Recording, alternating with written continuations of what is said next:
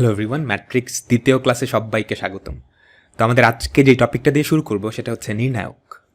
তো ম্যাট্রিক্সের কোনো মান নাই, একটা ম্যাট্রিক্সের কোনো মান নাই, ম্যাট্রিক্স জাস্ট একটা রিপ্রেজেন্টেশন। তো ম্যাট্রিক্সটা যদি বর্গ ম্যাট্রিক্স হয় তাহলে ওই ম্যাট্রিক্সটা, খেয়াল করো, একটা বর্গ ম্যাট্রিক্সের নির্ণায়ক হতে পারে। তো একটা বর্গ ম্যাট্রিক্সকে নির্ণায়ক আকারে প্রকাশ করে ওই ম্যাট্রিক্সটার একটা মান বের করা যায়। ওকে, তো এ যদি একটা ম্যাট্রিক্স হয় এবং এ কে বর্গ ম্যাট্রিক্স হওয়া লাগবে, তাহলে এর নির্ণায়কটাকে প্রকাশ করা হয় এটা, এবং এটার নির্দিষ্ট একটা মান আছে, তো নির্ণায়কের ভ্যালু কিভাবে বের করতে হয় এটা আশা করি সবাই জানো, ক্লাস এইচএসসিতেই পড়ে আসার কথা। আর নির্ণায়কের অনেকগুলো প্রপার্টি বা ধর্ম ছিল, সেগুলোও আশা করি জানো। আমি জাস্ট একটু ওভারভিউ করে যাব। তো নির্ণায়কের প্রথম যে প্রপার্টিটা, তবে এটার আগে, নির্ণায়ক কিন্তু শুধুমাত্র বর্গ ম্যাট্রিক্সের হয়, এটা আমি আবারও বলতেছি। তো কোনো একটা নির্ণায়কের তুমি যদি সারিগুলোকে কলাম বানাও আর কলামগুলোকে সারি বানাও, তাহলে তার নির্ণায়ক মানের কোনো পরিবর্তন হয় না। খেয়াল করো, এটা কিন্তু কলামে ছিল, এটাকে আমি কই নিয়ে গেছি, সারিতে নিয়ে গেছি। এই দুইটার নির্ণায়ক ভ্যালু সমান। এখান থেকে তুমি আরেকটা জিনিস বলতে পারো না, অর্থাৎ কোনো একটা ম্যাট্রিক্স আর তার ট্রান্সপোজ ম্যাট্রিক্স, তাদের নির্ণায়ক ভ্যালু সমান। বুঝলাম? আচ্ছা, দ্বিতীয় যে প্রপার্টিটা, কোনো একটা নির্ণায়কের একটা সারি বা একটা কলাম এর সবগুলা ভুক্তি যদি শূন্য হয়, তাহলে ওই নির্ণায়কের মানটা শূন্য। দেখো, এই কলামের সবগুলা ভুক্তি কত? শূন্য। একটা কলাম না হয়ে একটা সারিও হতে পারত। যে কোনো একটা কলাম বা সারির তিনটা ভুক্তি শূন্য হলেই ওই নির্ণায়কের মান হচ্ছে শূন্য। আমাদের পরবর্তী প্রপার্টি, কোনো নির্ণায়কের যে কোনো দুইটি সারি বা কলাম, মানে একটা সারির সাথে আরেকটা সারি অথবা একটা কলামের সাথে আরেকটা কলাম, যে কোনো দুইটা, তুমি যদি স্থান বিনিময় করো তাহলে নির্ণায়কের চিহ্নটা শুধুমাত্র চেঞ্জ হয়ে গেছে। তো তুমি যদি এখানে খেয়াল করো, আমি যেটা করছি, 1 নাম্বার সারি আর 3 নাম্বার সারি, এই দুইটা উল্টাপাল্টা করে দিছি। 1-এর জায়গায় গেছে 3, 3-এর জায়গায় গেছে 1। তো এদের নির্ণায়ক ভ্যালু জাস্ট নেগেটিভ হয়ে যাবে। বুঝলাম? দুইটা সারি উল্টাপাল্টা করেছে। এখন আমি যদি দুইটা সারি উল্টাপাল্টা না করে যে কোনো দুইটা কলাম একে অপরের সাথে স্থান বিনিময় করতাম, নির্ণায়কের চিহ্নটা জাস্ট নেগেটিভ হয়ে যাবে। অর্থাৎ এই নির্ণায়কের ভ্যালু যদি এ হয়, ওটা হয়ে যাবে নেগেটিভে। বোঝা গেল? আচ্ছা, পরবর্তী প্রপার্টি, কোনো নির্ণায়কের দুইটা সারি বা কলামের অনুরূপ উপাদানগুলো অভিন্ন হলে, যে কোনো দুইটা সারি বা যে কোনো দুইটা কলাম, তাদের অনুরূপ উপাদানগুলো যদি অভিন্ন বা একই হয়, তাহলে তার মান শূন্য হবে। খেয়াল করো, এই যে এইটা আর এইটা, তারা কিন্তু অভিন্ন। এখন কেন শূন্য হয় ওগুলোর ডিটেলস এক্সপ্লেনেশন আমি যাচ্ছি না, ওগুলো এক্সপ্লেন করা কিন্তু কঠিন না। আমরা নির্ণায়কের একটা কলাম থেকে আরেকটা কলাম কিংবা একটা রো থেকে আরেকটা রো কিন্তু বাদ দিতে পারি। তো যে কোনো একটা রো থেকে তুমি যদি আরেকটা বাদ দাও, ওই রো এর সবগুলা ভ্যালু শূন্য হয়ে যাবে না? আমরা আরেকটু আগেই দেখে আসছি, একটা নির্ণায়কের সবগুলা, কোনো একটা রো বরাবর সবগুলা ভুক্তি যদি শূন্য হয়, ওর ভ্যালু শূন্য।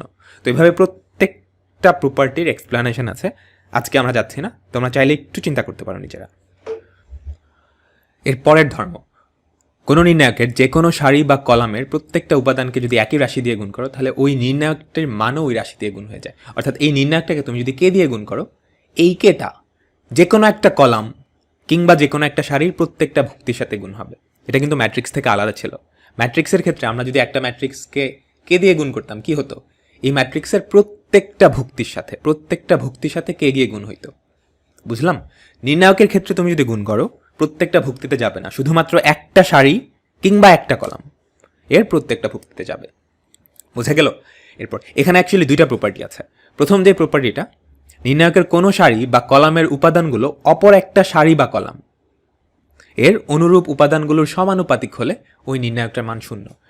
অর্থাৎ কোনো একটা নির্ণায়কের দুইটা সারি চিন্তা করো, দুইটা সারির উপাদানগুলোর অনুপাত যদি সমান হয়, অনুরূপ উপাদানগুলো সমান, কিংবা দুইটা কলাম, তাদের অনুরূপ উপাদানগুলো সমানুপাতিক। কি বোঝাতে চাচ্ছি? ধরো আমাদের একটা ম্যাট্রিক্স আছে 1 2 3 4 5 6, এটা ধরো 2 4 6। এখানে একটা নির্ণায়ক দেওয়া আছে।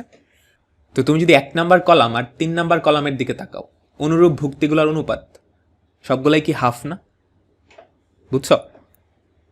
সমানুপাতিক কিন্তু 1/2 সমান 2/2 সমান 3/3, তাই না? অনুরূপ ভুক্তিগুলো কিন্তু সমানুপাতিক।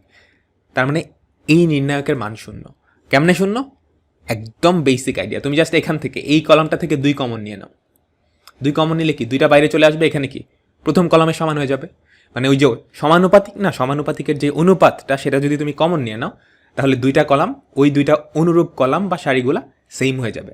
আর সেম হলে যে শূন্য হয় এটা কিন্তু আমরা মাত্রই দেখে আসছি। বোঝা তো গেল? এর পরবর্তী যে প্রপার্টিটা দেখো, এই আকারে যদি কোনো নির্ণায়ক থাকে, একটা কলামের সাথে কিছু একটা যোগ আছে, কিংবা একটা সারির সাথেও কিন্তু যোগ হইতে পারত। বুঝলাম? তুমি এই নির্ণায়কটাকে জাস্ট ভেঙে আলাদা করে লিখতে পারো। বাকি দুইটা কলাম দুইটার ক্ষেত্রেই সেম হবে। দেখো এখানে কিন্তু সেম, এখানে কিন্তু সেম, এই দুইটা কিন্তু তিনটার মধ্যেই সেম।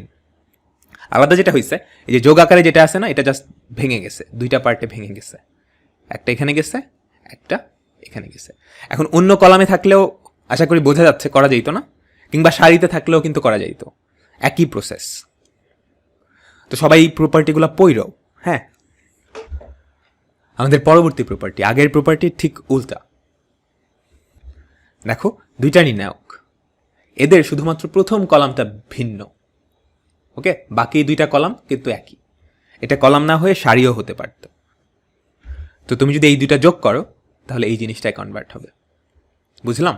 আগেরটা কিন্তু উল্টা ছিল। আগেরটা কি, এটাকে ভেঙে এই দুইটাই কনভার্ট করছিলাম, একই কথা। আর একটা মাত্র প্রপার্টি আছে, আমরা ওটা দেখতেছি। কোনো একটা নির্ণায়কের যে কোনো একটা কলাম নিবা বা যে কোনো একটা সারি নিবা, তারপর এই সারিটার সাথে অন্য কোনো একটা সারি নিলে সারি, কলাম নিলে কলাম। আমরা একটা কলাম নিছি, ধরো এটা আরেকটা কলাম। এই কলামটাকে কোনো একটা সংখ্যা দিয়ে আমরা গুণ করব, ধরো এক্স দিয়ে গুণ করলাম। গুণ করে আমি চাইলে এই প্রথমটার সাথে যোগ করতে পারি বা বিয়োগ করতে পারি। বুঝলাম? আবার বলতেছি, তুমি যে কোনো একটা নির্ণায়কের যে কোনো একটা সারি নাও, অন্য আরেকটা সারি নাও।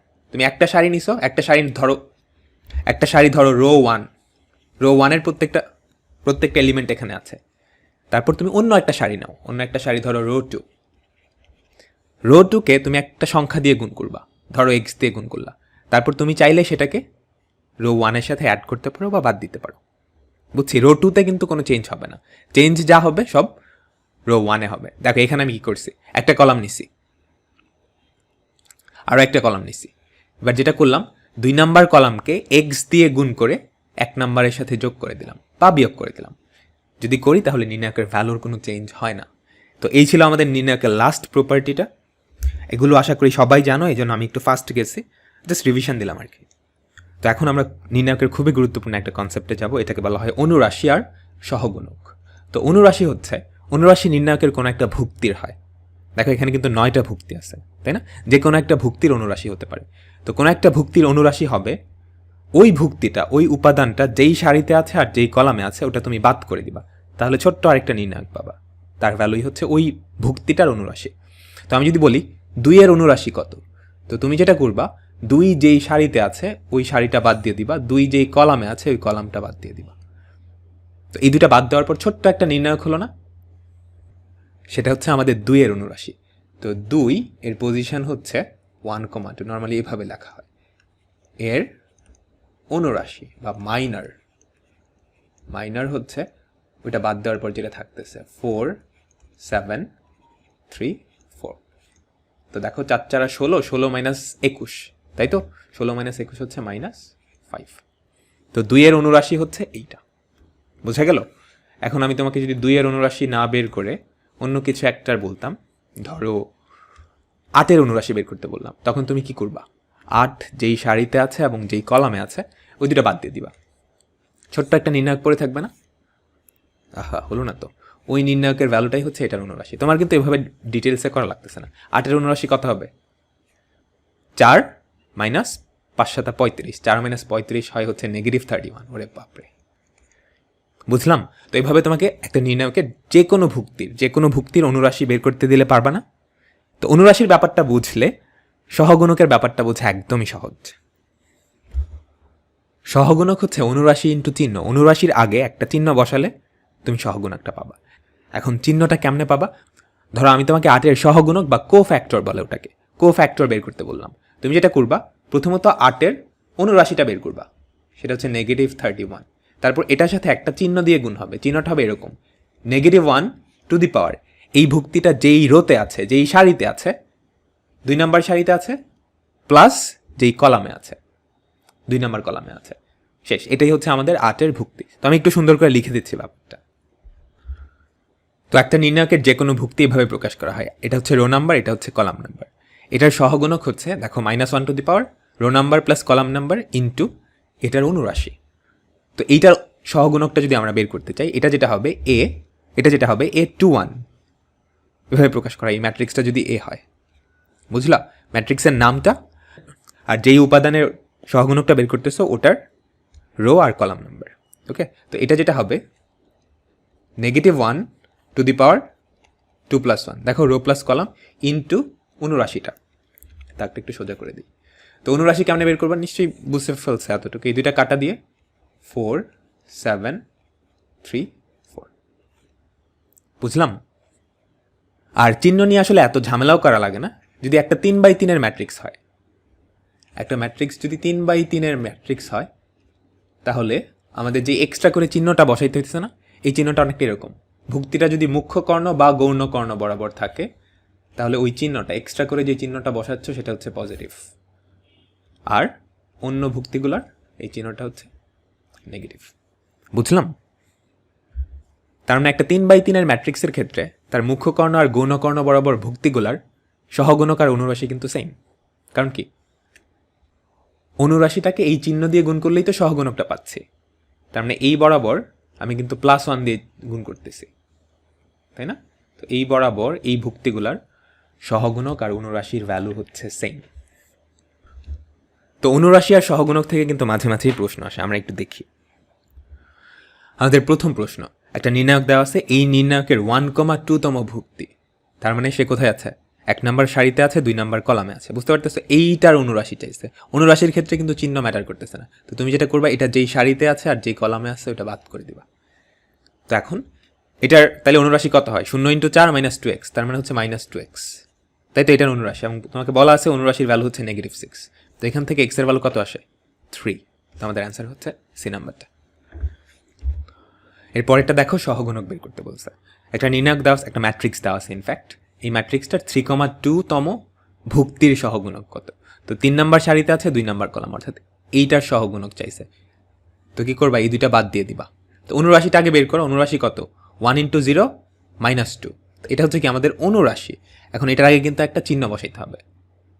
এই ভুক্তিটার চাইছে, তাই না? দেখো এটা কি প্রধান কর্ণ বরাবর বা গৌণ কর্ণ বরাবর আছে? তো -1 দিয়ে গুণ করবা। বুঝলা? অথবা তুমি ওই যে -1 two the power r + c, যেটা ইচ্ছা। তো এই ভ্যালুটা হচ্ছে 2। পারা যাবে তো? তো আমরা এখন দেখবো একটা নির্ণায়কের মান বলতে আসলে কি বোঝায়। আমরা নির্ণায়কের মান নির্ণয় করা তো শিখছি, তাই না? তো ধর একটা নির্ণায়ক যার এলিমেন্টগুলো হচ্ছে এরকম A1 B1 C1। এখন প্রত্যেকটা এলিমেন্টের যেই সহগুণকটা সেটা ক্যাপিটাল দিয়ে প্রকাশ করা হবে। এটা হচ্ছে ক্যাপিটাল A1, অর্থাৎ A1 অর্থাৎ স্মল A1 এটার সহগুণক হচ্ছে ক্যাপিটাল A1। ঠিক সেমভাবে স্মল C1 এটার সহগুণক হচ্ছে ক্যাপিটাল C1। তো এভাবে যদি আমি প্রকাশ করি, তাহলে এই নির্ণায়কটার মান হবে, তুমি যে কোনো একটা সারি চুজ করবা, তারপর ওই শাড়ির ভুক্তিগুলাকে ওই ভুক্তির সহগুণক দিয়ে গুণ করবা। বুঝলাম? এভাবে যতগুলা টার্ম হবে সবগুলা জাস্ট যোগ করে দিবা। তাহলে যে ভ্যালুটা পাবা সেটা হচ্ছে এই নির্ণায়কের মান। ফর এক্সাম্পল দেখো, তুমি যদি প্রথম সারিটা চুজ করো, তাহলে স্মল A1কে ক্যাপিটাল A1 দিয়ে গুণ করবা। A1কে তার সহগুণক দিয়ে গুণ করছো। ঠিক সেমভাবে B1টাকে কি ক্যাপিটাল B1 দিয়ে গুণ করবা। ওকে, C1টাকে ক্যাপিটাল C1। এখন তুমি প্রথম সারি চুজ না করে অন্য একটা সারিও চুজ করতে পারতা, তাই না? দেখো, দ্বিতীয় সারি চুজ করলে এই কাহিনীটা হয়, অথবা তৃতীয় সারি। এখন সারি চুজ না করে তুমি চাইলে কলামও চুজ করতে পারো। বুঝলাম আমার কথা? যে কোনো একটা কলামের ভুক্তিগুলাকে তার যেই সহগুণক সেটা দিয়ে গুণ করবা ফার্স্টে, তারপর যোগ করে দিবা। For example A1 plus A2 capital দিয়ে ওর সহগুণকটা বোঝাচ্ছে, প্লাস এখানে A2 হবে, A3 হবে, A3 বোঝা গেছে? এই ভ্যালুগুলা সমান হবে। তো এটা হচ্ছে নির্ণায়কের মান সংক্রান্ত কথাবার্তা। এখন একটা সারি বরাবর ভুক্তিগুলাকে তার সহগুণক দিয়ে গুণ করলে আমরা পাই হচ্ছে নির্ণায়কের মান। এখন আমি যদি ওই সহগুণক না দিয়ে অন্য একটা সারির সহগুণক দিয়ে গুণ করি, ফর এক্সাম্পল আমি যদি প্রথম সারি বরাবর ভুক্তিগুলা নেই, A1 এর সাথে A1 এর যেই সহগুণক সেটা আমি গুণ করব না, অন্য একটা সারির সহগুণক, অনুরূপ যেই সহগুণক, ধরো ক্যাপিটাল এই সারির সহগুণকগুলো নিলাম, A3 প্লাস দেখো B1 এর সাথে এই সারির সহগুণকটা নিব। বুঝলাম?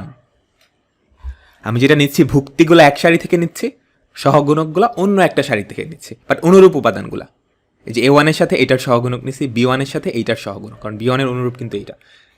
তো B3 প্লাস C1 এর সাথে C3, এরকম করলে সেটার রেজাল্ট সবসময় 0 হবে, যে কোনো সারি বা যে কোনো কলামের ক্ষেত্রে।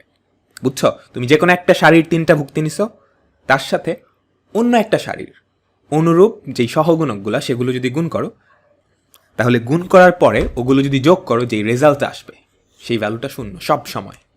বুঝলাম? এটাও একটা প্রপার্টি। প্রুফটা আমি তোমাদের উপর ছেড়ে দিচ্ছি, এটা আশা করি পারবা সবাই। তো আমরা এখন এই রিলেটেড বেশ কিছু এক্সাম্পল দেখব।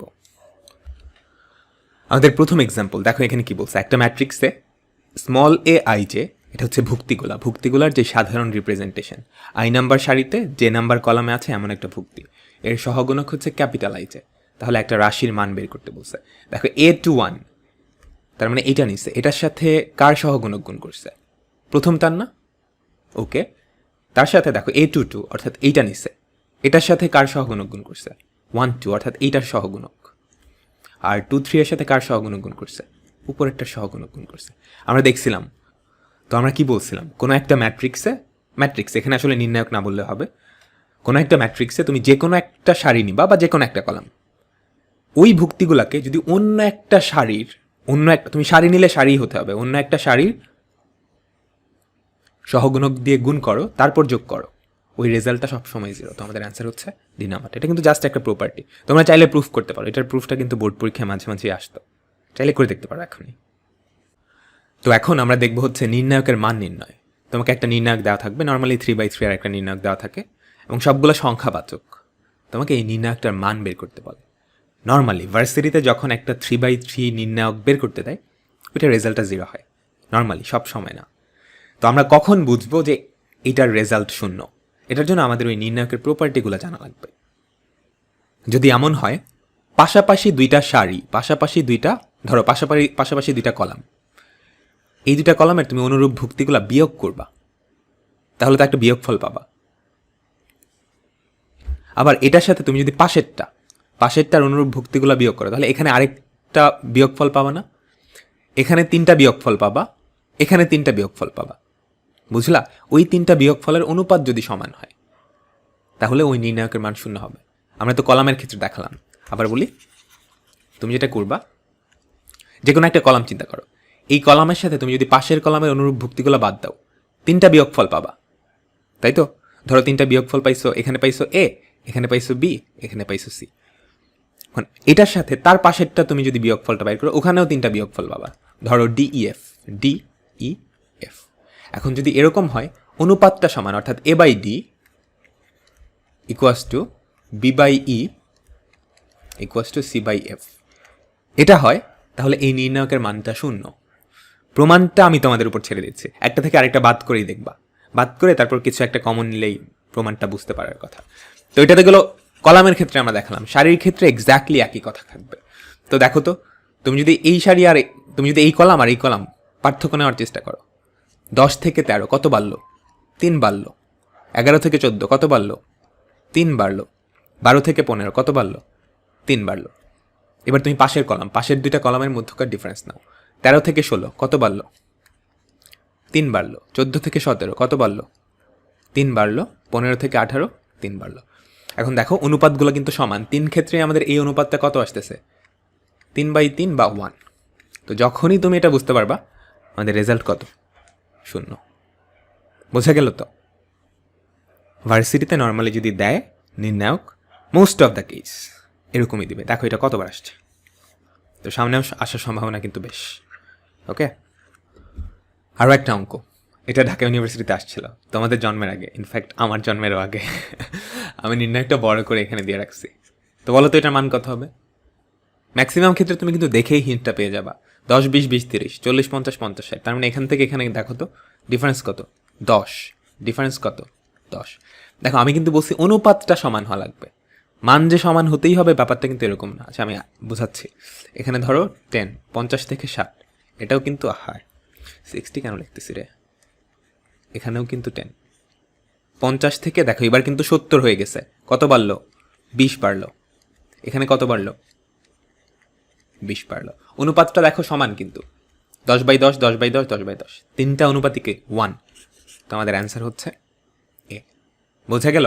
এখন এরকম হতেই পারতো যে এখানে 10 না বেড়ে 20 বাড়ছে, তাহলে নিচেরটাও 20 বাড়তে হইতো, এটা কত 40 বাড়তে হইতো, তাই না? তো আমাদের এটা একটু এডিট করা লাগবে। আচ্ছা আমি এডিট করতেছি না, তুমি বুঝে নিও। এটা যদি 20 বাড়ে এটা 50 হবে, এটা 70 হবে, ওটা 130 হবে, বুঝলা? তো এই ক্ষেত্রেও আমাদের অনুপাতটা কিন্তু দেখো হাফ। 3 ক্ষেত্রে অনুপাত হাফ না? 10/20, 10/20, 20/40, 3 ক্ষেত্রেই আমাদের অনুপাত কিন্তু হাফ। তো আমি যদি লিখে দিই তোমাদের 40, 50, 130, এইটার রেজাল্টও কী হবে? 0 হবে। বুঝলাম তো? তো আমি আবার আগেরটায় ফেরত আসতেছি। তো আশা করি এখন এই টাইপের যে কোনো অঙ্ক আসলে ধুমধারাক্কা সলভ করে ফেলতে পারবা। ওকে, এরপরেরটা, এটাও ঢাকা ইউনিভার্সিটিতে আসছে, এটাও তোমাদের জন্মের আগে, আমার জন্মের আগে। তো আমি বড় করে এখানে দিয়ে রাখছি, এটা আশা করি সবাই পারবা। ওকে, এখন সবসময় যে এই টাইপের নির্ণায়কই দিবে তোমাকে সমাধান করার জন্য, ব্যাপারটা কিন্তু এরকম না। ওকে, তো দেখো এই নির্ণায়কটার মান বের করতে দিছে। তুমি চাইলে যেটা করতে পারো, সরাসরি বিস্তার করে দিতে পারো। এখানে দেখো তুমি আগের কোনো স্ট্রাকচার পাবা না, দেখে কিন্তু বোঝা যাচ্ছে 1 থেকে 7, 7 থেকে 8, 2 থেকে 9 হচ্ছে না, তাই তো? তো তুমি চাইলে সরাসরি ভাঙায় ফেলতে পারো, অথবা তুমি যদি নির্ণায়কের প্রপার্টি জানো তাহলে করা যেতে পারে। আমাদের নির্ণায়কের এমন একটা প্রপার্টি ছিল না, তুমি একটা কলামের সাথে আরেকটা কলাম যোগ করতে পারবা, তাই তো? আবার দুইটা কলাম যদি এক হয়ে যায় বা দুইটা সারি যদি এক হয়ে যায়, ও নির্ণায়কের ভ্যালু 0। তো প্রথম কলামকে তুমি যদি প্রথম কলামের সাথে দ্বিতীয় কলাম যোগ করে রিপ্লেস করো, তাহলে দেখো তো এখানে কি থাকে। এখানে থাকে হচ্ছে 1 + 7, এখানে থাকে হচ্ছে 2 + 9, এখানে থাকে হচ্ছে 3 + 4। জাস্ট প্রথম কলামের সাথে তৃতীয় কলামটা আমি যোগ করে প্রথম কলামের জায়গায় বসাইছি। যদি তাই করি, এই দুইটা কলাম সেম হয়ে যাচ্ছে, তার মানে এই নির্ণায়কের মান কত? 0। That's it. বোঝা যাচ্ছে তো? ওকে, আমাদের পরবর্তী অঙ্ক, এটাও ঢাকা ইউনিভার্সিটিতে আসছে 2-3 সালে, তখন আমার জন্ম হয়েছে। তোমাদের জন্ম হয় নাই। তো এই নির্ণায়কের মান কত? সবাই একটু চেষ্টা করো নিজেরা। মানে তুমি যদি কোনো জিনিস না ধরতে পারো, কোনো ট্রিক্স না ধরতে পারো, তখন তোমাকে যেটা করতে হবে, ডিরেক্ট বিস্তার করে দিতে হবে। ওকে, আর তুমি যদি একটু চালাক হও, কোনো না কোনোভাবে কোনো ট্রিক্স তুমি ধরে ফেলবা, দ্যাটস ফর শিওর। তো একটু চিন্তা করো সবাই, আশা করি পারছো। এখন আসলে এক একজন এটা এক একভাবে চিন্তা করবে, দ্যাটস নর্মাল। হ্যাঁ, এক একজন এক একভাবে আনসার করতে পারে। তো তুমি চিন্তা করো, তুমি যদি প্রথম কলামকে, তুমি যদি প্রথম সারির জায়গায় প্রথম সারি প্লাস তৃতীয় সারি এই দুইটা যোগ করে রাখো, মানে এই সারিটার জায়গায় প্রথম সারি আর তৃতীয় সারি যোগ করে রাখো, তাহলে দেখো তো কি হয়। এই এলিমেন্টটা কি হয়ে যাবে?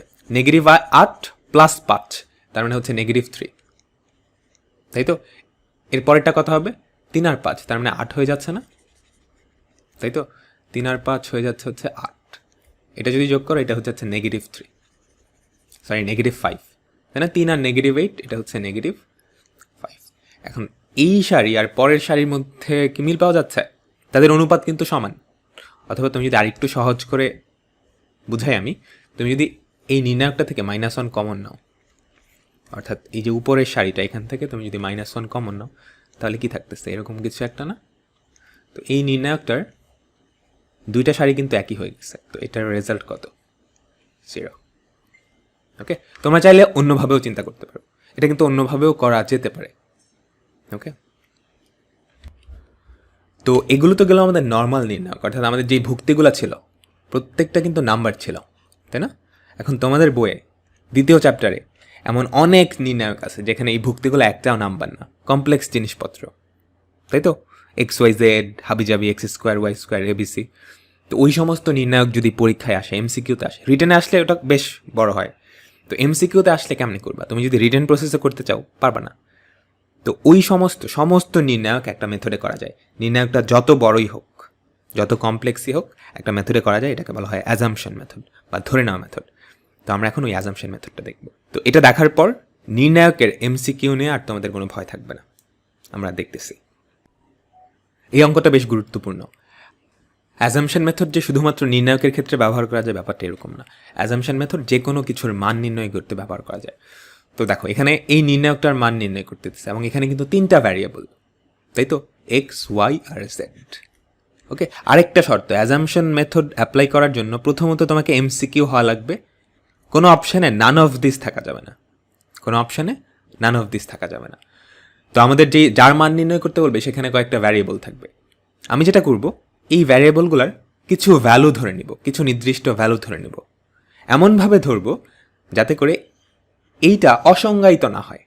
প্রথমত অসংজ্ঞায়িত না হয়, দ্বিতীয়ত এটা নির্ণয় করা সহজ হয়।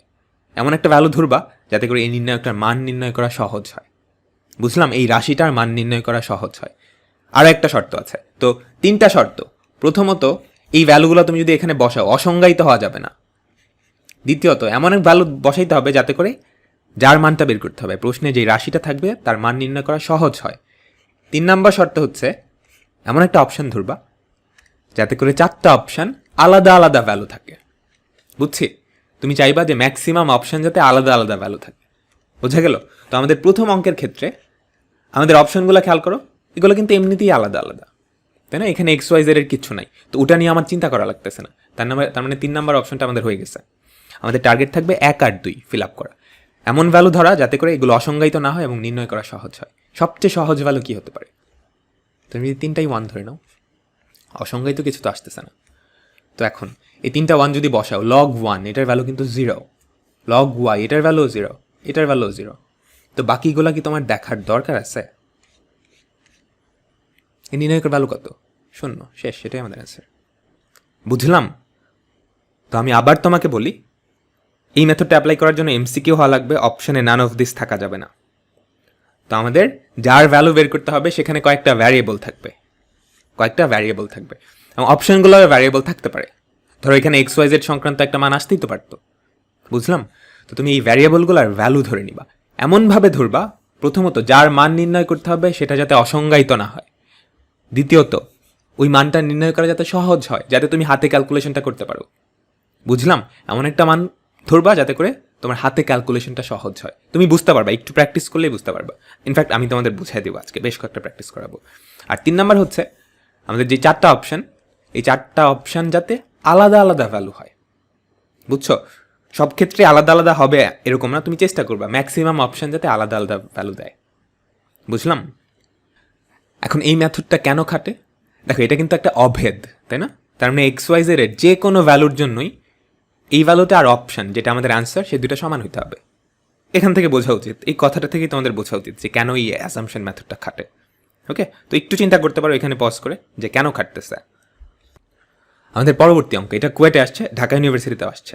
আমি ওই ইঞ্জিনিয়ারিং প্রশ্ন ব্যাংক থেকে কয়েকটা টাইপ করাইছিলাম, তো ওখানে অ্যাকচুয়ালি ওই ঢাকা ইউনিভার্সিটিটা লেখা নেই। তো দেখো, একটা নির্ণায়কের মান বের করতে দিচ্ছে, এমসিকিউ, কোনো অপশানে নান অফ দিস নাই। ওকে, এবং দেখো 4টা অপশানই কিন্তু আলাদা, তাই না? এখানে এবিসি সংক্রান্ত কিছু নেই। তো আমাদের ভ্যারিয়েবল হচ্ছে এখানে 3টা। তো আমি এমনভাবে এই 3টা ভ্যালু অ্যাসাইন করব যাতে করে এখানে অসংজ্ঞায়িত কিছু না আসে এবং মান নির্ণয় সহজ হয়। সবচেয়ে সহজ ভ্যালু কী হতে পারে? তুমি 3টাই 0 ধরে নিতে পারো না? অবশ্যই ধরে নিতে পারো, কোনো ঝামেলা তো নাই। অথবা 3টাই 1 ধরে না, তোমার যেটা ইচ্ছা। তো 3টাই যদি 1 ধরো তাহলে আমাদের এই নির্ণয়টা কেমন আসে? 1 1 1 1 1 1, 2টা কলাম সেম হয়ে গেছে, বাকিটা কি দেখার দরকার আছে? ভ্যালু কত হবে? 0। বুঝলাম? তো আমাদের অ্যান্সার হচ্ছে এই নাম্বারটা। That's it. তুমি চাইলে আরও সহজটা ধরতে পারতা, 3টাই 0 ধরতে পারতা, কোনো অসুবিধা নেই। আমাদের পরবর্তী অঙ্ক, এটাও ভার্সিটিতে আসা অঙ্ক।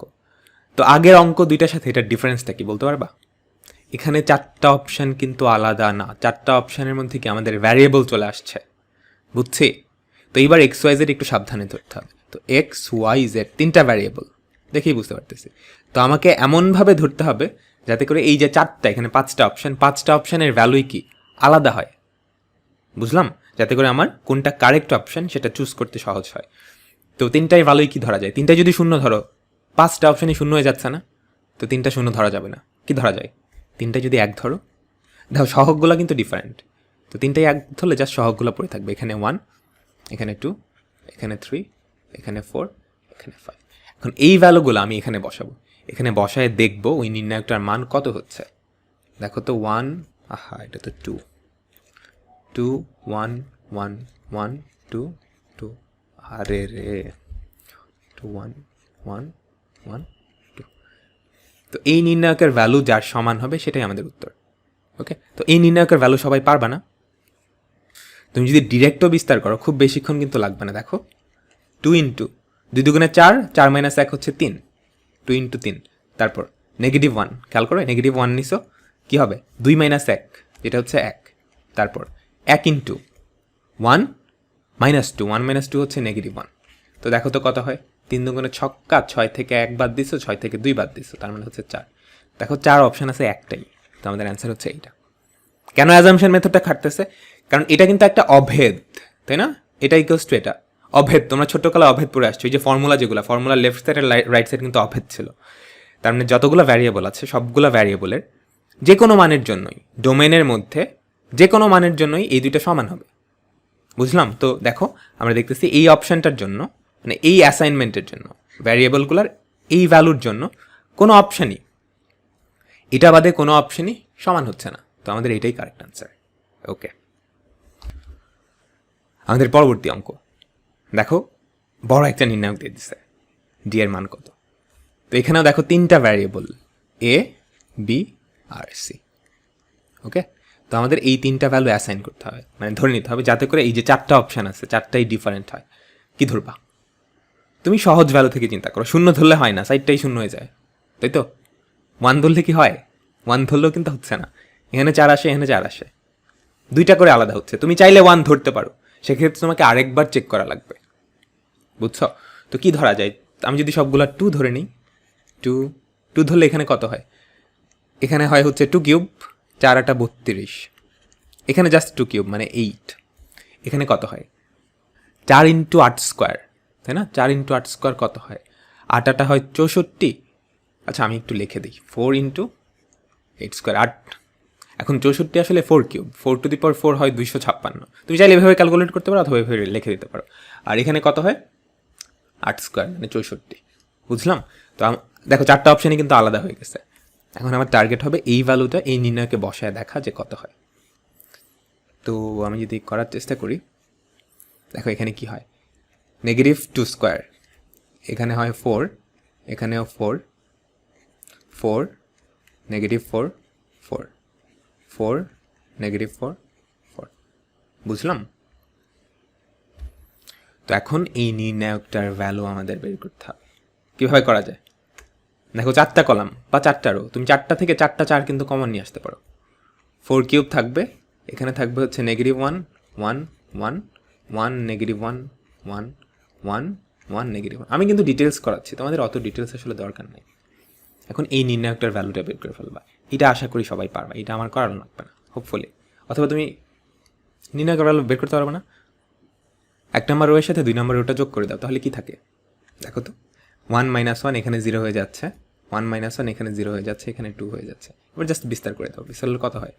2 ইন্টু 1 মাইনাস -1, তার মানে 4। বুঝতে পারতেছো? 4 কিউব। এটা কিন্তু তোমার বের করা লাগতেছে, তুমি বুঝতেছো 4 কিউব। আহারে 4 কিউব ইন্টু 4, এটা হচ্ছে 4 কিউব, এটা হচ্ছে সর্বোচ্চ, এর চেয়েও বেশি, তার মানে আমাদের অ্যান্সার হচ্ছে সি নাম্বারটা।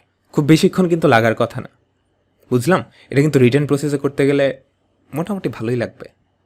তোমাদের জন্য একটা এক্সারসাইজ, এই নির্ণায়কটার মান বের করো অ্যাজাম্পশন মেথডে, সবাই করে ফেলবা। ইনফ্যাক্ট বেশিরভাগের আসলে দেখেই বুঝে ফেলা উচিত যে এটার অ্যান্সার কত হবে। আচ্ছা এগুলো কিন্তু রিটার্নে আসতে পারে। রিটার্নে এই টাইপের নির্ণায়ক দিয়ে বলে বিস্তার না করে প্রমাণ করো এটার মান, বিস্তার না করে এটার মান বের করো। বিস্তার না করে যখনই তোমাকে মান বের করতে বলবে রিটার্নে, তুমি চেষ্টা করবে ওই যে নির্ণায়কের ওই প্রপার্টিগুলো ইউজ করতে, যে 2টা সারি এক হয়ে গেলে ওই নির্ণায়কের মান 0, কিংবা একটা সারি আরেকটা সারির অনুপাত যদি সমান হয় অনুরূপ ভুক্তিগুলার, ওই নির্ণায়কের মান 0 হয়। বুঝছি?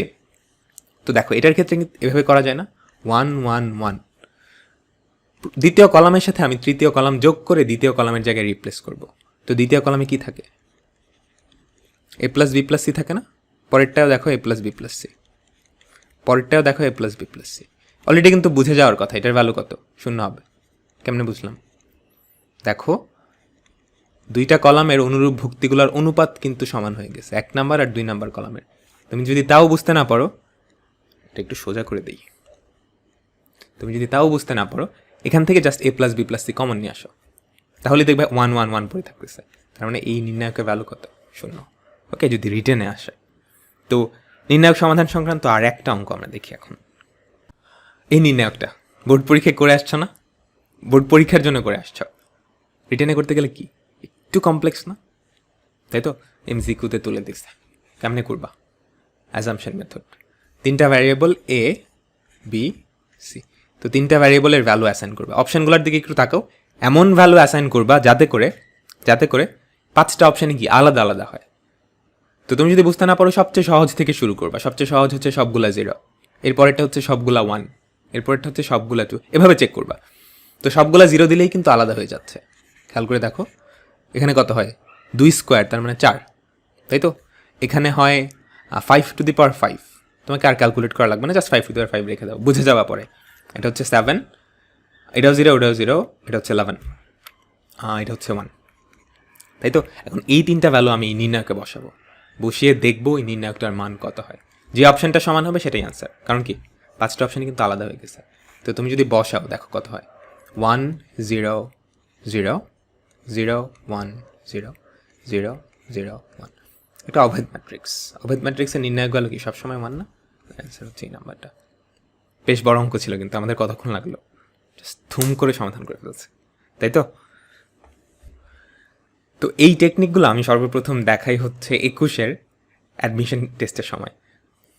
তখন ওদের একটা সিরিজ করছিলাম এমসিকিউ হ্যাক্স, ওটা ইউটিউবে পাবলিক আছে এখনও। এরপর থেকে যখনই আমি নির্ণায়কের ক্লাস নেই, এই মেথডটা দেখাই, অ্যান্ড সামনেও যখন নিব এই মেথডটা দেখাবো, অ্যান্ড এক্স্যাক্টলি এই অঙ্কগুলাই আমি করাবো। তো তোমরা যারা ভবিষ্যতে ভার্সিটিতে ভর্তি হয়ে টিউশনই করাবা, এগুলো দেখাবা, এই টেকনিকগুলো দেখাবা, দেখবে ওরা জাস্ট এমেজড হয়ে যাচ্ছে। মাঝে মাঝে জটিল সংখ্যা সংক্রান্ত কিছু নির্ণায়কের ভ্যালু বের করতে দেয়, ওমেগা বা আই সংক্রান্ত। তো তুমি যদি জটিল সংখ্যা বুঝে আসো, এগুলো কোনো ব্যাপার না। জটিল সংখ্যার কিছু ধর্ম ছিল, যে ওমেগা কিউবের ভ্যালু হচ্ছে 1, 1 প্লাস ওমেগা স্কোয়ার, এই ভ্যালুটা হচ্ছে 0, আয়ের মাথার পাওয়ার। ওগুলো বুঝে থাকলে এগুলো পানি ভাত। এটা জাহাঙ্গীরনগরে আসছে, ঢাকা ইউনিভার্সিটিতে আসছে, ইনফ্যাক্ট এটা অনেক জায়গায় আসছে, অতবার দেখানো হয়নি। তো এই নির্ণায়কের ভ্যালু কত তুমি বুঝতে পারতেছো? দেখো 1 omega square, omega square 1, omega square 1 omega. বুঝে ফেলা উচিত এই 3টা দেখি। তো তুমি যেটা করবা, দাগটা সোজা করে দিই। প্রথম সারির সাথে দ্বিতীয় সারি, কলাম, প্রথম কলামের সাথে দ্বিতীয় কলাম আর তৃতীয় কলাম যোগ করে দিবা। এটা কিন্তু করা যায়। প্রথম কলামের সাথে দ্বিতীয় কলাম আর তৃতীয় কলাম যোগ করে প্রথম কলামের জায়গায় বসাবা। তাহলে কি থাকে? 1 প্লাস ওমেগা স্কোয়ার।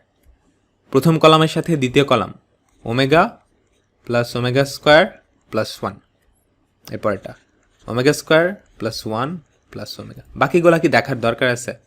এতটুকু দেখেই কি তোমার বুঝে যাওয়া উচিত না এই নির্ণায়কটার ভ্যালু কত?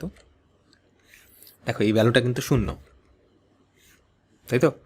দাগ সোজা হবে না ভাই আমার জীবনে। তো এটা 0, তার মানে কি এই নির্ণায়কটার ভ্যালু হচ্ছে 0। বাকিগুলো দেখার দরকারই নেই, আমাদের অ্যান্সার হচ্ছে সি নাম্বারটা। বোঝা গেল তো? তো পারা যাবে না এরকম দিলে, একটু ঘোরায় পেঁচায় দিতে পারে, বাট তোমাদের ভয় পাওয়ার কিছু নাই। আমাদের পরবর্তী প্রশ্ন, এটা গুচ্ছে আসছে। দেখো এখানে জটিল সংখ্যা সংক্রান্ত কিছু আসছে। এইটা দেখে কি তুমি কিছু বুঝতেছ? বোঝা উচিত, অ্যাটলিস্ট এতক্ষণে তোমার বোঝা উচিত। দেখো তো 3 নাম্বার কলামটার দিকে তাকাও। 3 নাম্বার কলামটা অ্যাকচুয়ালি কি? প্রথম 2টা কলামের যোগফল না? তো তুমি যেটা করতে পারো, প্রথম কলামের জায়গায় 1 নাম্বার কলামের সাথে 2 নাম্বার কলামটা যোগ করে সেটা প্রথম কলামের জায়গায় বসাও, তাহলে কি থাকে? আমি জানি সবার অ্যান্সার হয়ে গেছে অলরেডি, এরপরও আমি করে দিচ্ছি। i cube plus i to the power 5, i to the power 5 plus i to the power 7।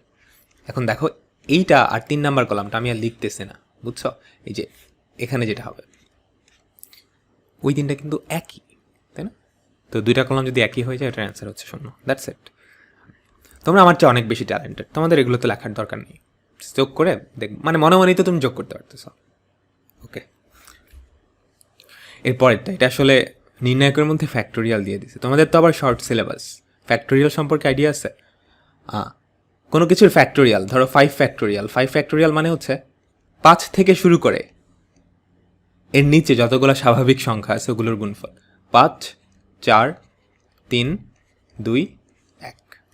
বোঝা গেল? তো 6 ফ্যাক্টোরিয়াল কত হবে?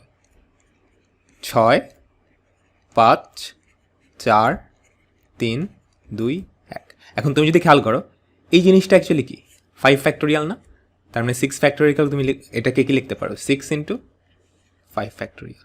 এখান থেকে একটা জিনিস লেখা যায় যে n ফ্যাক্টোরিয়ালকে লেখা যায় n into n minus 1 factorial. এটা বোঝার কথা, কমন সেন্স কিন্তু একদমই, তাই না? ওকে, বেশি উপরে উঠে গেছে রে, এটা এখানে দিলাম। তো এখন তোমাকে এই নির্ণায়কের ভ্যালুটা বের করতে হবে, পারবা না আশা করি সবাই? আরেকটা জিনিস, সেটা হচ্ছে 0 ফ্যাক্টোরিয়াল, এই ভ্যালুটা হচ্ছে 1। এটা ডিটেলস আমি যাচ্ছি না, এটা জাস্ট মনে রাখো 0 ফ্যাক্টোরিয়ালের ভ্যালু হচ্ছে 1। তো এখন ফ্যাক্টোরিয়ালগুলোর ভ্যালু এখানে বসাবা, নির্ণায়কের মানটা বের করবা, এটা আমি তোমাদের উপর ছেড়ে দিচ্ছি। ওকে, এখানে আলাদা কোনো ট্রিক্স নাই। ট্রিক্স তখনই থাকবে যখন তুমি দেখবা যে একটা অপশন শূন্য, ধরে নিবা ওখানে সামহাও কোনো ট্রিক্স আছে। আচ্ছা, নির্ণায়ক বের করার আরেকটা অঙ্ক, এটা একবার রুয়েটে আসছিল, অনেক বড়। এটা দেখে আসলে ভয় পাওয়ার কিছু নাই, মানে ঢাকা ভার্সিটির রিটেনে আসতে পারে। তো তুমি যদি খেয়াল করো, যখনই তুমি দেখবা যে একটা নির্ণায়কের একটা কলাম বা একটা সারি বরাবর একটা ভুক্তি বাদে বাকি সবগুলো শূন্য, তার মানে ওই নির্ণায়কের ভ্যালুটা বের করা কিন্তু সহজ। তো তুমি যদি চিন্তা করো, খেয়াল করে দেখো, এই সারিটা চিন্তা করো, এই সারিতে 2 বাদে বাকি সবগুলো কিন্তু শূন্য। তো তুমি কি করবা? জাস্ট এই বরাবর বিস্তার করে দিলেই তো হয়, বুঝলা? এই বরাবর বিস্তার করে দিলেই হয়। তো এই বরাবর যদি বিস্তার করো, প্রথমত 2 একটা সহগুণক আসবে, তাই না? -1 টু দি পাওয়ার, এটা কয় নাম্বার সারিতে আছে? 2 নাম্বার সারি, 2 নাম্বার কলাম, তার মানে হচ্ছে 4 ইন্টু 2টা এখানে চলে আসবে। বাকি ম্যাট্রিক্সের যে নির্ণায়কটার যে বাকি পার্টটুকু, সেখানে এটা বসে যাবে। আরে রে, দেখো কত হয়, 3 0 -2 4, এরপর হচ্ছে 0 0 5 -3, এরপর হচ্ছে -4 1 0 6, এরপর হচ্ছে 0 0 3 2। বুঝলাম? এখন দেখো, তোমাকে আরেকটা সারি বা কলাম খুঁজতে হবে যেখানে একটা বাদে বাকি সব কিছু শূন্য। এই সেই ভুক্তিটা দেখো, এই কলামে এই ভুক্তিটা বাদে বাকি সব কিছু কিন্তু শূন্য। তো তুমি এই কলাম বরাবর বিস্তার করবা, তো এই কলাম বরাবর যদি বিস্তার করো, কি থাকবে? আবারও আগের মতোই না, বুঝতে পারতেছ? তো এটা করলেই কিন্তু আমাদের ম্যাট্রিক্সটা 3/3 একটা ম্যাট্রিক্স হয়ে যাবে। তখন সেটা ক্যালকুলেশন করা কিন্তু তোমাদের পানি ভাত কাজ, বুঝে গেল? তো এরকম আসলেও কিন্তু ভয় পাওয়া যাবে না, বুঝছো? যদিও এখন আসে নাই, বাট ঢাকা ইউনিভার্সিটি রিটেনে আসতেই পারে, ভয় পাওয়া যাবে না, এটা হচ্ছে আসল কথা। ওকে, বাকিটা আমি তোমাদের হোমওয়ার্ক ছেড়ে দিচ্ছি, এটা পারবা আশা করি। একটু পরেই আমরা বিপরীত ম্যাট্রিক্স শুরু করব। তো বিপরীত ম্যাট্রিক্স শেখার জন্য আমাদের 2টা নতুন ম্যাট্রিক্স সম্পর্কে আইডিয়া থাকা লাগবে, সেটা হচ্ছে ব্যতিক্রমী এবং অব্যতিক্রমী ম্যাট্রিক্স। দেখো সংজ্ঞাটা খেয়াল করো, যে বর্গ ম্যাট্রিক্সের মান শূন্য, মানে নির্ণায়ক মান শূন্য। প্রথমত এগুলো কিন্তু বর্গ হওয়া লাগবে, বর্গ না হলে তুমি কিন্তু নির্ণায়ক বের করতে পারবে না। যেই বর্গ ম্যাট্রিক্সের নির্ণায়ক মান শূন্য, তাকে বলা হয় ব্যতিক্রমী ম্যাট্রিক্স, বুঝছি? আর যেই বর্গ ম্যাট্রিক্সের নির্ণায়ক মান শূন্য না, তাকে বলা হয় অব্যতিক্রমী ম্যাট্রিক্স। অর্থাৎ একটা ম্যাট্রিক্স, এটা বর্গ হতে হবে, এটা যদি 0 হয় তাহলে কি ব্যতিক্রমী ম্যাট্রিক্স, যদি নট ইকুয়ালস টু 0 হয় তাহলে অব্যতিক্রমী ম্যাট্রিক্স। এখন তুমি যদি বিপরীত ম্যাট্রিক্স নির্ণয় করতে চাও, কোনো একটা ম্যাট্রিক্সের বিপরীত ম্যাট্রিক্স এক্সিস্ট করে কিনা, অর্থাৎ একটা ম্যাট্রিক্সের বিপরীত ম্যাট্রিক্স থাকার শর্ত হচ্ছে ওই ম্যাট্রিক্সটাকে অব্যতিক্রমী হতে হবে, তার নির্ণায়ক ভ্যালু শূন্য হওয়া যাবে না, বুঝছি? কারণ বিপরীত ম্যাট্রিক্স নির্ণয় করার সময় আমরা যেটা করতাম, নির্ণায়ক ভ্যালু দিয়ে নিচে ভাগ করতাম। মনে করে দেখো, যাদের ফর্মুলা মনে আছে, এরকম একটা ফর্মুলা ছিল, একটু পরেই দেখব, বোঝা গেল? তো কোনো একটা ম্যাট্রিক্সের বিপরীত ম্যাট্রিক্স থাকার শর্ত হচ্ছে তার নির্ণায়ক ভ্যালু শূন্য হওয়া যাবে না, এটাকে বলা হয় অব্যতিক্রমী ম্যাট্রিক্স। এখান থেকে মাঝে মাঝেই প্রশ্ন আসে, অলমোস্ট প্রতি বছরই। ব্যতিক্রমী অব্যতিক্রমী ম্যাট্রিক্স থেকে প্রতি বছরই ভার্সিটিতে অঙ্ক আসে। তো দেখো কি বলছে, একটা ম্যাট্রিক্স, এই ম্যাট্রিক্সটি ব্যতিক্রমী হবে, তার মানে কি তার নির্ণায়ক ভ্যালু শূন্য, অথবা এভাবে বলা যায় তার কোনো বিপরীত ম্যাট্রিক্স থাকবে না। তো প্রশ্ন কিন্তু নানাভাবেই বলতে পারে, ব্যতিক্রমী বলতে পারে, নির্ণায়ক ভ্যালু শূন্য বলতে পারে, কিংবা এটাও বলতে পারে যে তার কোনো বিপরীত ম্যাট্রিক্স থাকবে না, তোমার আলফার ভ্যালু বের করতে বলছে। তো এটা নির্ণায়ক ভ্যালু শূন্য, তো এটা নির্ণায়ক ভ্যালু অ্যাকচুয়ালি কত? Alpha plus 2 into alpha minus 2, তুমি একসাথে গুণ করে দিতে পারো। Alpha square minus 4 alpha plus 2 alpha minus 8। Okay, এখান থেকে 8 2 16, এই ভ্যালুটা কত? শূন্য, তাই তো? তো দেখো তো এটা কত হয়, আলফা স্কোয়ার মাইনাস 2 আলফা এরপর হচ্ছে -24, তাই তো, -24 ইকুয়ালস টু 0। তো বুঝতে পারতেছো 4 6 24 হবে। তো এরকম alpha square -6 alpha plus 4 alpha -24 equals to 0। এখান থেকে বোঝা উচিত আলফার ভ্যালু কত, 6 হবে অথবা -4 হবে, তাই তো, বুঝে ফেলা উচিত। কিন্তু তো যারা বোঝো নাই একটু মিডল টার্ম করে তারা বুঝে ফেলবে আশা করি। তো এখান থেকে যে আরো কতবার আসছে আমি তোমাদের জাস্ট একটু স্ক্রল করে দেখাই, তোমরা ভার্সিটির কোয়েশ্চেন ব্যাংক ঘাটলেই পাবা। দেখছো এই সবগুলাই কিন্তু আমাদের ব্যতিক্রমী ম্যাট্রিক্সের অঙ্ক। দেখো কোন ম্যাট্রিক্সের বিপরীত ম্যাট্রিক্স নাই, তার মানে কি তোমাকে নির্ণায়ক ভ্যালু বের করে দেখতে হবে যে কোনটা নির্ণায়ক ভ্যালু 0। এই প্রশ্নটা খেয়াল করছো, বুঝলা? এরপরটা দেখো এই ম্যাট্রিক্সটি ব্যতিক্রম হবে যদি এর মান, এখান থেকে অনেকবার আসছে। আর একটা অঙ্ক আমরা করি, এই প্রশ্নটা খেয়াল করো, আলফার মান কত হলে এই নির্ণায়কটা সিঙ্গুলার হবে। সিঙ্গুলার মানে হচ্ছে ব্যতিক্রমী, নির্ণায়ক ভ্যালু 0। সবাই একটু ট্রাই করো তো, তুমি চাইলে বিস্তার করতে পারো অথবা তুমি দেখে কিন্তু বোঝা উচিত, কমন সেন্স কিছুটা নক করা উচিত তোমাকে। আশা করি পারছো। দেখো 1 থেকে 2 সিকোয়েন্সটা দেখো, 1 বাড়ছে 1 বাড়ছে 1 বাড়ছে, 5 থেকে 6 1 বাড়ছে 1 বাড়ছে 1 বাড়ছে। তো এই নির্ণায়কটা যদি 0 হতে হয়, দেখো প্রত্যেকটাই 1 বাড়ছে না, এখানেও 1 বাড়ছে এখানেও 1 বাড়ছে, তো এখানেও 1 বাড়তে হবে। তো আলফার ভ্যালু কত, 3। বুঝলাম? মাঝে মাঝে কিন্তু এরকম অঙ্ক দিয়ে দেয়, তো ধুপ করে সমাধান করে ফেলবা। আমাদের এখনকার টপিক হচ্ছে বিপরীত ম্যাট্রিক্স বা ইনভার্স ম্যাট্রিক্স। তো কিভাবে ইনভার্স ম্যাট্রিক্স বের করতে হয় এটা আশা করি সবাই জানো। তোমাকে যদি কোনো একটা ম্যাট্রিক্স দেওয়া থাকে এ ম্যাট্রিক্স, তাহলে ওই ম্যাট্রিক্সটার ইনভার্স ম্যাট্রিক্স হবে অ্যাডজয়েন্ট ম্যাট্রিক্সকে তুমি যদি ওই ম্যাট্রিক্সটার নির্ণায়ক ভ্যালু দিয়ে ভাগ করে দাও। বুঝছো? এখন অ্যাডজয়েন্ট ম্যাট্রিক্স অফ এ, এটা আসলে কিভাবে বের করবা? এটা বের করার জন্য তোমাকে প্রথমে যেটা করতে হবে, সহগুণক ম্যাট্রিক্স বের করা লাগবে। সহগুণক ম্যাট্রিক্স বের করা লাগবে, সহগুণক অফ এ। এখন সহগুণক ম্যাট্রিক্স কিভাবে বের করা যায়? তুমি যেটা করবা, এ এর প্রত্যেকটা ভুক্তিকে তার সহগুণক দিয়ে রিপ্লেস করবা, A11 A12, বুঝলা? এভাবে করে প্রত্যেকটা ভুক্তিকে, এ ম্যাট্রিক্সের প্রত্যেকটা ভুক্তিকে তাদের সহগুণক দিয়ে রিপ্লেস করবা। সহগুণক দিয়ে রিপ্লেস করলে যে ম্যাট্রিক্সটা পাবা সেটাকে বলা হয় সহগুণক ম্যাট্রিক্স। ও আরেকটা কথা, বিপরীত ম্যাট্রিক্স সবসময় কি একটা বর্গ ম্যাট্রিক্সের হয়, কারণ তোমাকে নির্ণায়ক বের করা লাগতেছে না, বুঝছে? আর নির্ণায়ক কিন্তু শুধুমাত্র বর্গ ম্যাট্রিক্সেরই বের করা যায়। তো সহগুণক ম্যাট্রিক্সটাকে তুমি যদি ট্রান্সপোজ করো, সহগুণক ম্যাট্রিক্সটাকে তুমি যদি ট্রান্সপোজ করো, তার মানে আমাদের যেই সহগুণক ম্যাট্রিক্সটা বা কোফ্যাক্টর ম্যাট্রিক্স বলে, সহগুণক অফ এ, এটাকে তুমি যদি ট্রান্সপোজ করো তাহলে যেটা পাবা সেটাকে বলা হয় অ্যাডজয়েন্ট ম্যাট্রিক্স। বুঝলাম? তো এখন ট্রান্সপোজ যদি করো, আমাদের প্রধান কর্ণ বরাবর ভুক্তিগুলা কিন্তু চেঞ্জ হচ্ছে না, তাই না? তার মানে প্রধান কর্ণ বরাবর কোফ্যাক্টর বা সহগুণকগুলা কিন্তু চেঞ্জ হবে না, বাকিগুলা চেঞ্জ হয়ে যাবে। সারি কলামের জায়গায় যাবে, কলাম সারির জায়গায় যাবে। এই তথ্যটা একটু মনে রাখো, এটা কাজে দেবে একটু পরে। বুঝলাম? তো এটা করলে যে ম্যাট্রিক্সটা পাবো সেটা হচ্ছে অ্যাডজয়েন্ট ম্যাট্রিক্স। অ্যাডজয়েন্ট ম্যাট্রিক্সকে নির্ণায়ক ভ্যালু দিয়ে ভাগ করলে যেটা পাওয়া যায় সেটাই হচ্ছে এ ম্যাট্রিক্সটার বিপরীত ম্যাট্রিক্স। বোঝা তো গেল? ওকে। এখন ভার্সিটির পরীক্ষায় নর্মালি 2x2 ক্রমের ম্যাট্রিক্সের বিপরীত ম্যাট্রিক্স বের করতে দেয়। প্রতি বছরই ঢাকা ইউনিভার্সিটিতে একটা করতে দেয়। 3x3 নর্মালি দেয় না, কারণ 3x3 আসলে একটু বড় হয়ে যায়।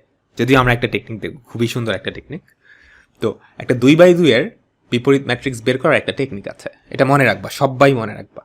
তো এ ইনভার্স হবে যেটা, দেখো আমরা কি প্রথমত 1/, আমাদের এটা নির্ণায়ক ভ্যালু, এটা নির্ণায়ক ভ্যালু তো সবাই জানো, AD - BC, তাই তো, ইনটু আমাদের যেটা হবে প্রধান কর্ণ বরাবর ভুক্তিগুলা উল্টাপাল্টা হবে, মানে একটা আরেকটার জায়গায় যাবে। তার মানে এখানে ডি আসবে, এখানে এ আসবে, আর কোন কর্ণ বরাবর যে ভুক্তিগুলা সেগুলো নেগেটিভ হয়ে যাবে। এটার প্রুফটা খুবই সহজ, তোমরা চাইলে ওই ডিটেলস মেথডে করে দেখতে পারো। ওকে, তো আমরা এখান থেকে বেশ কয়েকটা এক্সাম্পল দেখবো এখন। আমাদের প্রথম এক্সাম্পল, একটা 2x2 ক্রমের ম্যাট্রিক্স দেওয়া আছে, তার বিপরীত ম্যাট্রিক্স তোমাকে বের করতে বলছে। আমি ফর্মুলাটা লিখে রাখছি, বাট এক্সপেক্ট করবো যে ফর্মুলাটা সবাই জানো। এটা কতবার আসছে দেখছো? এটা অ্যাকচুয়ালি আরও অনেকবার আসছে, এখানে লেখা নেই। তো এই ম্যাট্রিক্সটার বিপরীত ম্যাট্রিক্স কী হবে? 1/, দেখো 4 - 6, তার মানে -2। ওকে, তারপর প্রধান কর্ণ বরাবর ভুক্তিগুলো উল্টা হয়ে যাবে, 1 4 1। ওকে, আর ওগুলো কি নেগেটিভ হয়ে যাবে, -2 -3। এই ফর্মুলাটা মনে রাখতেই হবে, এখান থেকে প্রশ্ন আসবে। ওকে, আমরা আরও এক্সাম্পল দেখি। আমরা আরেকটা এক্সাম্পল দেখব, খুব বেশি এক্সাম্পল করাবো না, এগুলো আশা করি তোমরা সবাই পারবা। তো দেখো একটা ম্যাট্রিক্স দেওয়া আছে, এইটার বিপরীত ম্যাট্রিক্স বের করতে বলছে। তো এই ইনভার্স কী হবে?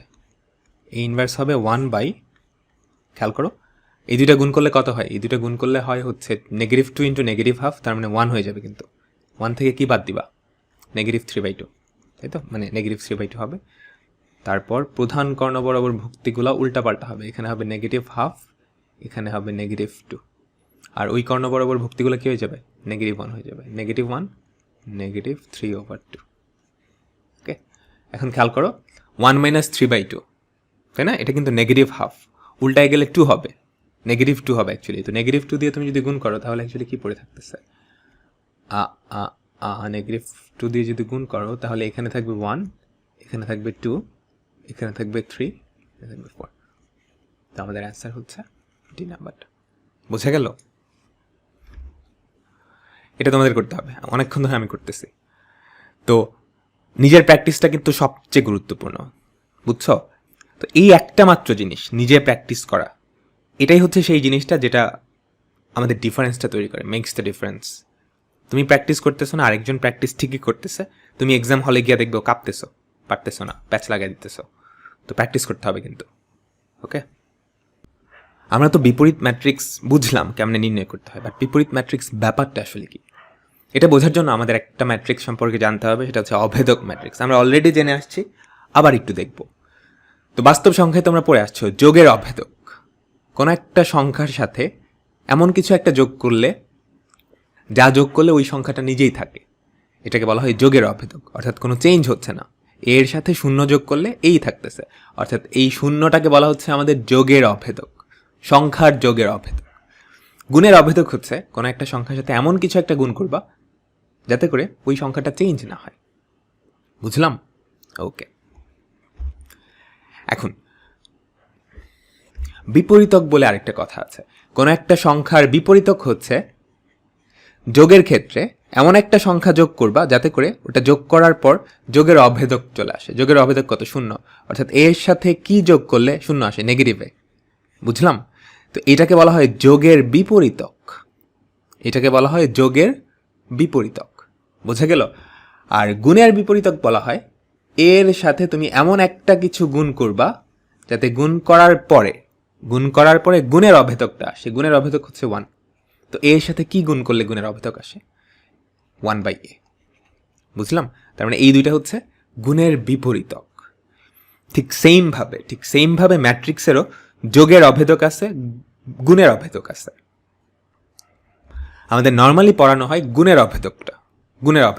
ধরো আমাদের কাছে কোনো একটা ম্যাট্রিক্স আছে এ, তো এমন কোনো একটা ম্যাট্রিক্স যেটা দিয়ে এ ম্যাট্রিক্সটা গুণ করলে এই পাওয়া যাবে, ওই ম্যাট্রিক্সটাকে বলা হয় গুণের অভেদক। বুঝলাম? এবং ওই ম্যাট্রিক্সটা হচ্ছে আই। তুমি গুণ করে দেখতে পারো। অর্থাৎ এই আইটাকে বলা হয় গুণের অভেদক। যোগের অভেদক আমাদের নর্মালি পড়ানো হয় না। বুঝলাম? এখন ঠিক এখান থেকে আবার দেখার চেষ্টা করো তো। তুমি এই যে এটা হচ্ছে গুণের বিপরীতক, তো একটা ম্যাট্রিক্স আর তার বিপরীতক, তার গুণের বিপরীতক, এই দুইটা তুমি যদি গুণ করো তাহলে কি পাবা? গুণের অভেদকটা, সেটা হচ্ছে আই।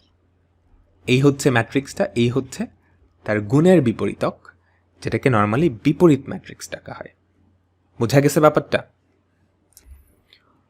অর্থাৎ একটা ম্যাট্রিক্সের সাথে তার বিপরীত ম্যাট্রিক্স গুণ করলে সবসময় কি অভেদ ম্যাট্রিক্সটা পাওয়া যাবে। আর অভেদ ম্যাট্রিক্সটাকে দিয়ে যে কোনো সংখ্যা বলতেছি, যে কোনো ম্যাট্রিক্স যদি গুণ করো তাহলে ওই ম্যাট্রিক্সটাই পাওয়া যাবে। এটা খুবই গুরুত্বপূর্ণ একটা প্রপার্টি। তো এখন বলো তো, আমি তো তোমাদের লিখি। ধরো আমার কাছে দুইটা ম্যাট্রিক্স আছে, এ আর বি। এখন আমি তোমাকে বললাম এই ম্যাট্রিক্স একটা আরেকটার বিপরীত। ম্যাট্রিক্স কিন্তু একটা আরেকটার বিপরীত হয়। সংখ্যার ক্ষেত্রে চিন্তা করো, 2 আর হাফ। 2কে উল্টাইলেও কিন্তু হাফ পাবা, হাফকে উল্টাইলেও 2 পাবা। আবার একটা ম্যাট্রিক্সকে 2বার যদি উল্টাও আবার সেটা ফেরত আসবে না?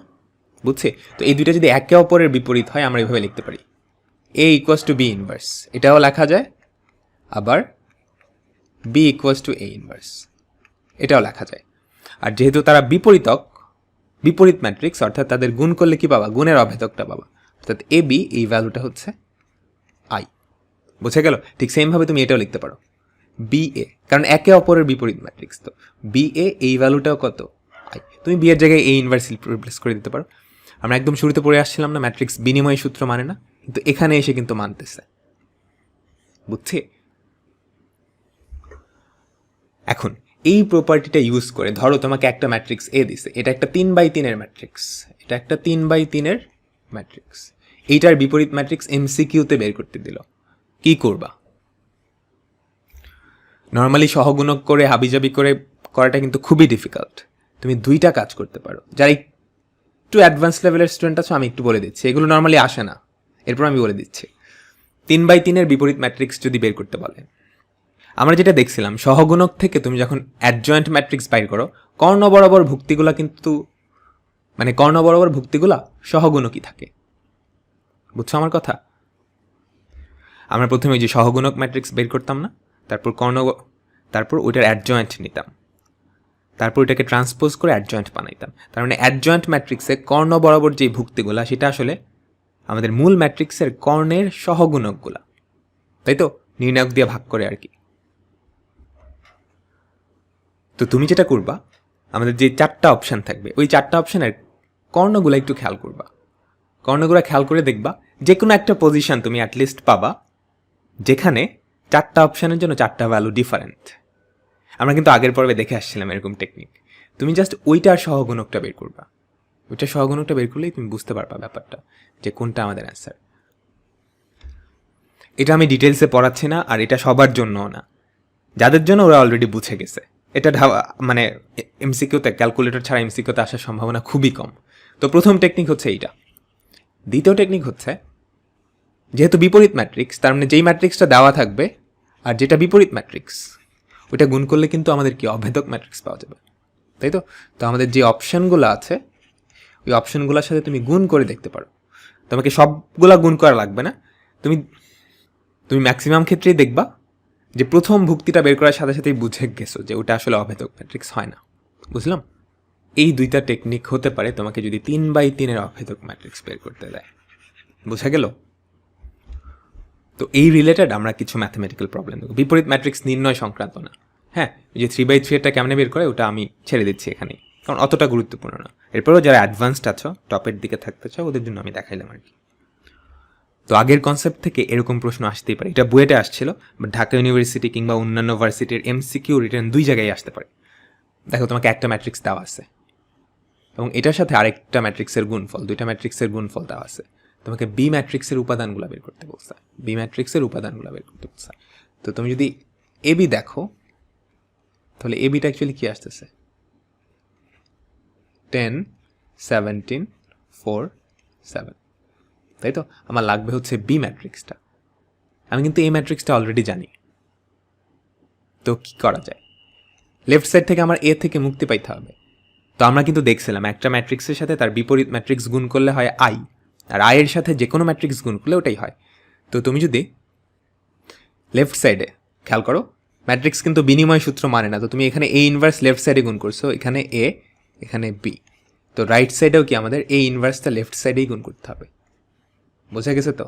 আমরা কিন্তু রাইট সাইডে গুণ করলে হবে না, মানে ওই সাইডে গুণ করলে হবে না, কারণ ম্যাট্রিক্স বিনিময় সূত্র মানে না।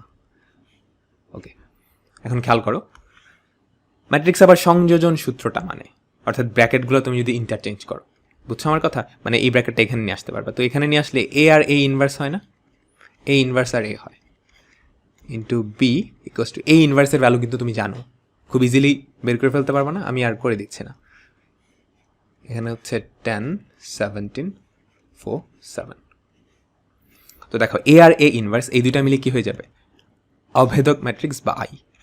তো I দিয়ে তুমি যদি B কে গুণ করো সেটা কি? B থাকবে, আর রাইট সাইডে তুমি A ইনভার্স দিয়ে এইটা গুণ করে দিবা, রেজাল্ট চলে আসবে। বুঝছে? এতটুকু আমি তোমাদের উপর ছেড়ে দিলাম। এটা ঢাকা ইউনিভার্সিটির রিটেনে আসার সম্ভাবনা অনেক বেশি, এই টাইপের অঙ্ক। বুঝলাম? তো বেসিক্যালি আমরা যে প্রপার্টিটা ইউজ করছি, একটা ম্যাট্রিক্সের সাথে তার বিপরীত ম্যাট্রিক্স গুণ করলে আমরা কি পাই? একটা অভেদক ম্যাট্রিক্স পাই, অভেদক ম্যাট্রিক্স বা I। তো আমাদের আজকের পর্বটা আমরা এখানেই শেষ করতেছি।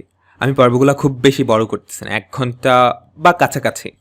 আমি এটা চাচ্ছি যে এই পর্বগুলো, এই ভিডিওগুলো যাতে তুমি এক বসায় দেখে ওঠো। ওকে, 1 ঘন্টা করে পরে আবার আরেক ঘন্টা, ওভাবে না, খুব বেশি বড় করব না, 1 ঘন্টার মতো রাখবো। তোমরা ভিডিওগুলো এক বসায় দেখবা, দেখা না পর্যন্ত আর কোনো কাজ করবা না, দেখবা, নিজে সলভ করবা, প্র্যাকটিস করবা, দ্যাটস ইট। আর ভিডিও সংখ্যা আর একটু বেশি লাগবে, আমরা 24টা বলছিলাম, একটু বেশি লাগবে, 30টার মতো হতে পারে, ওকে। বাট আমি চেষ্টা করব তোমাদের 1 সেকেন্ড সময়ও যাতে নষ্ট না হয়। অলরেডি ক্লাসটা করে বুঝতে পারার কথা আমরা কতটা কম্প্যাক্ট করার চেষ্টা করছি। তো সামনের পর্বে দেখা হচ্ছে আরও অ্যামেজিং কিছু হ্যাকস নিয়ে। তো সেই পর্যন্ত সবাই ভালো থেকো।